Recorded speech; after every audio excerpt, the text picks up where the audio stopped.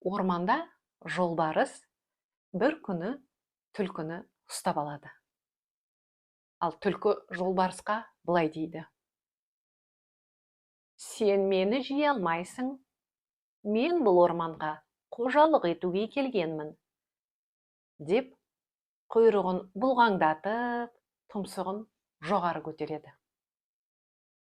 Ал жолбарыс болса, таңданып, түлкіге олай бір, бұлай бір қарап, сенбей, мүмкін емес, дейді. Жолбарыс ол ең күшті жыртқышаң ғой. Сенбесең, менімен бірге жүр. Ормандағы барлық аңдардың қалай қорқатынын өз көзіңмен көр, дейді түлкі.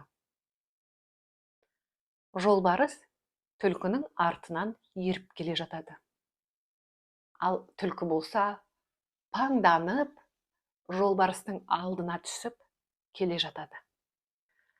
Ал жолбарысты көрген аңдар қайтеді?